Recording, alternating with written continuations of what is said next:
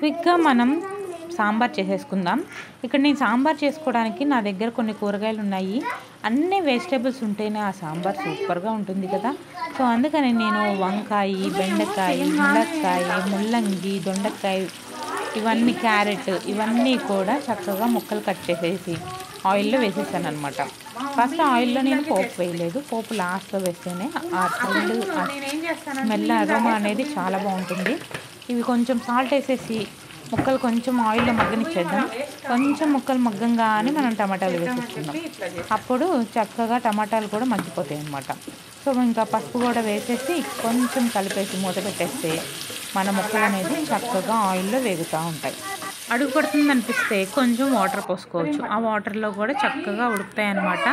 And next టమాటోలు వేసేసాను. అట్లా టమాటాలు కూడా చిన్న చిన్న ముక్కలు కాకుండా కొంచెం పెద్ద ముక్కలే కట్ చేసుకొని వేసుకుంటే మనకి ఆ సాంబార్లో ముక్కలన్నీ కూడా చక్కగా తగ్గుతూ ఉంటాయి అన్నమాట. సాంబార్ అయితే ఇప్పుడు చేస్తే ఎంత ఈజీగా ఉందో కానీ ఇంతకుముందు సాంబార్ అంటే నాకు పెద్ద పని అనమాట. ఇంకా అసలు అదొక పెద్ద యుద్ధంలాగా చేసేదాన్ని. అంత పనిగా ఫీల్ అయ్యి అసలు చేసేదాన్ని కాదనమాట. ఇప్పుడైతే చాలా సింపుల్గా అనిపిస్తుంది చేస్తుంటే. అండ్ ఫస్ట్ ఆఫ్ ఆల్ లెగంగానే ముద్దపప్పు అనేది ఉడకపెట్టేసుకుంటే ఇంకా ఈజీగా ఉంటుంది. ఇంకా వెజిటేబుల్స్ అన్నీ ఉడికిపోయినాయి. కొంచెం వాటర్ వేసాను అనమాట. మనం చింతపండు కూడా పొద్దున్నే కొంచెం నానబెట్టేసి చిన్న సైజు నిమ్మకాయ ఎంత సరిపోతుందండి మనం పెట్టుకునే సాంబార్కి. ఊరంతా పెట్టాం కదా. చక్కగా ఈ సాంబార్ని 2 పూట్ల చక్కగా అన్నం తక్కువ సాంబార్ ఎక్కువ వేసుకొని నంచుకొని తింటే పాలు ఫ్రై కానీ పొటాటో చిప్స్ కానీ ఉంటే ఇంకా అదిరిపోతుంది కదా. ఇంకా నీళ్ళు మరుగుతుండగానే కారము, ఉప్పు, ఇంకా సాంబార్ పొడి, ఇందులో గరం మసాలా, జీరం మసాలా లాంటివి ఏమి వేయకూడదు అనమాట. ఇవి వేసేసి మంచిగా మరిగించాలి.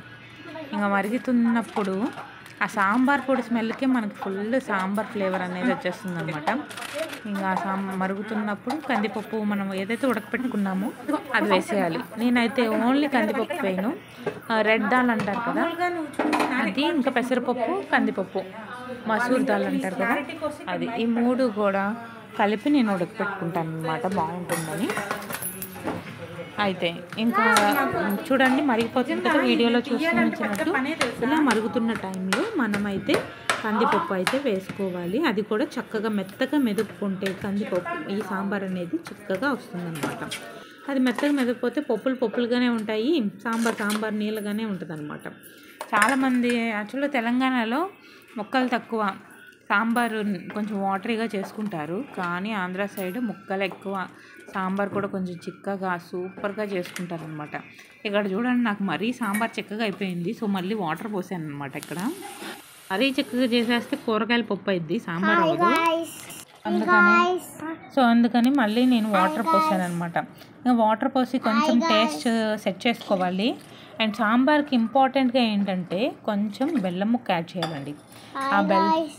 ఆ బెల్లం ముక్క యాడ్ చేస్తేనే మనకు ఆ సాంబార్ టేస్ట్ అనేది ఎన్హాన్స్ అవుతుంది. అండ్ బెల్లం కూడా యాక్చువల్లీ బెల్లం కానీ షుగర్ కానీ ఎందుకు యాడ్ చేస్తారంటే మనం సాంబార్లో, పులుసుల్లో, వీటిల్లో మనం బెల్లం యాడ్ చేయాల్సిందే.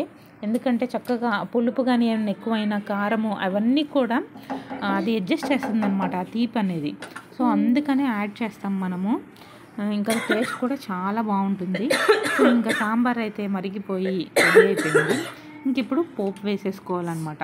ఈ పోపు వేయంగానే ఈ అరోమాకి ఇంకంతే సూపర్. ఇంకా నీళ్ళు ఊరిపోతాయి. ఇంక ఇడ్లీలో ఈ సాంబార్ వేసుకొని తింటే వేడివేడి ఇడ్లీలో వావ్ స్వర్గం కనిపిస్తుంది అనమాట. ఇంక ఇప్పుడైతే నేను పోపుకి రెడీ చేసేస్తాను. చక్కగా వెల్లుల్లిపాయలు 4-5 దంచి వేసుకున్నాను. అండ్ కరివేపాకు, జీలకర్ర అన్నీ కూడా రెడీగా పెట్టుకున్నాను. ఆవాలు వేసుకొని ఎండుమిర్చి, జీలకర్ర వేసి చక్కగా ఫ్రై చేశాను అనమాట. ఇంగువ పడింది సాంబార్ అవుతుందా, కొద్దిగా ఇంగువ వేసి ఆ కరివేపాకు వేసేసా. ఇంకా చక్కగా సాంబార్ పోపు పైనుండి వేసేసాను అనమాట. కొత్తిమీర జల్లి దింపేసా. కూడా నచ్చితే ట్రై చేసి చూడండి. Thank you for watching.